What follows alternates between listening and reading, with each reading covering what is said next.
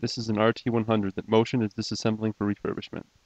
The RT100 is the smallest in our line of rotary index tables, and I hope to cover some general information about how the product operates during this video. The dial plate has been removed, as seen here.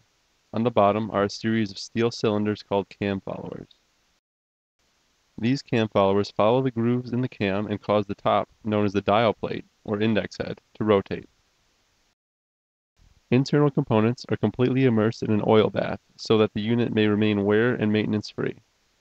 An O-ring is used as a seal under the dial plate.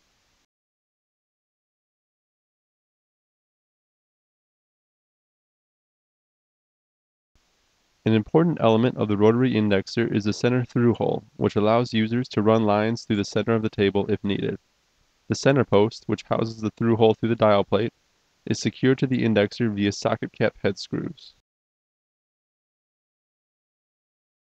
The reddish material seen here is not oil. It is a protective coating to prevent corrosion.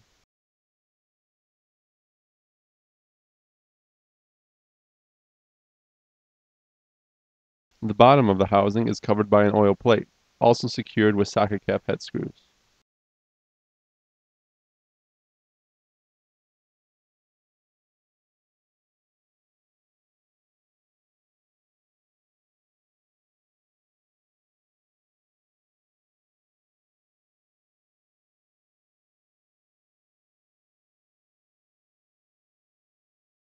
The inside of an indexer is much simpler than you may think. There is no complex gear assembly, simply a barrel cam fixed to an output-input shaft, and a series of lock nuts to hold it in place. Granted, in some cases, the engineering that goes into a barrel cam can be just as complex as many gear assemblies.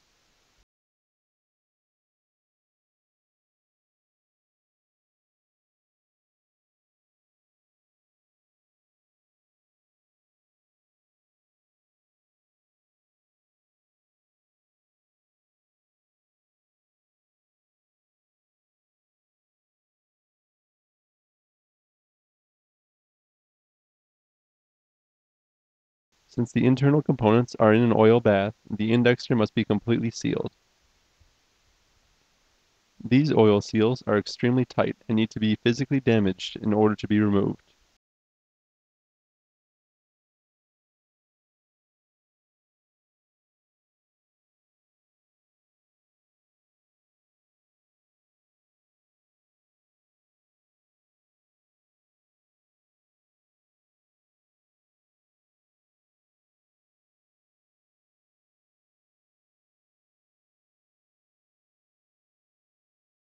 Beneath the oil seal is a snap ring.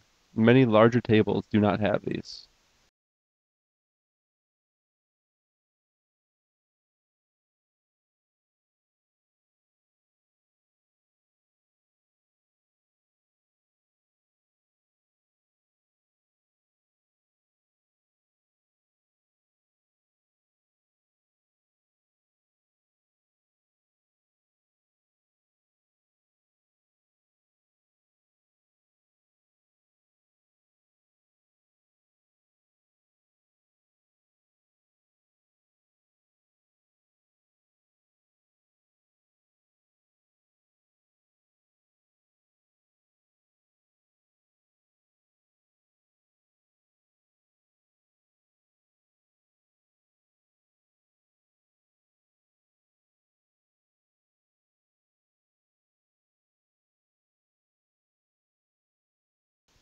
Here, we are beginning to loosen the first of the three lock nuts that hold the input-output shaft and barrel cam in place. Also attached to the shaft are two tapered roller bearings so that it may freely rotate against the housing.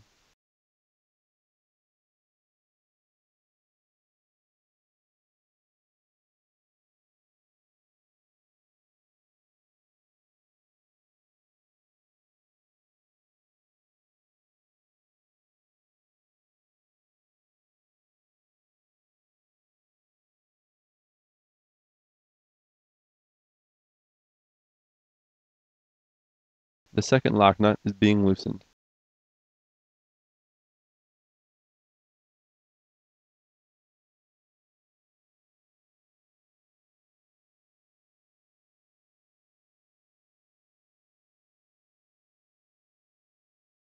Take some time to look at the barrel cam.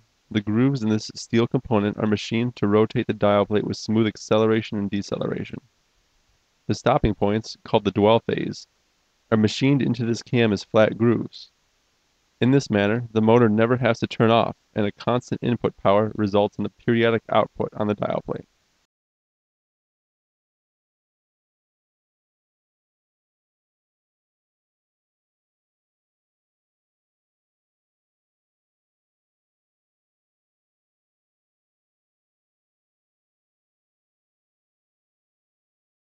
The third lock nut, which keeps the barrel cam secure against the housing inside the indexer, is now loosened.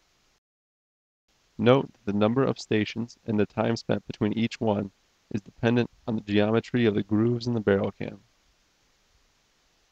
Standard cams are available for our standard line of indexers, but Motion can also design and machine specially designed cams for specific applications.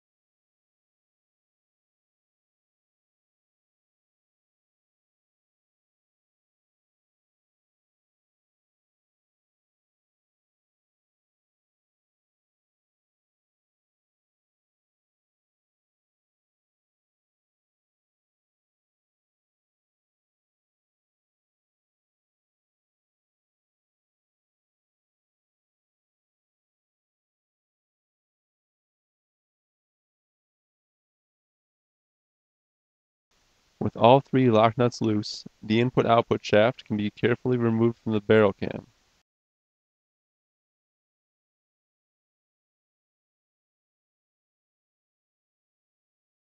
A tapered roller bearing can be seen on the shaft briefly here. This will also be removed.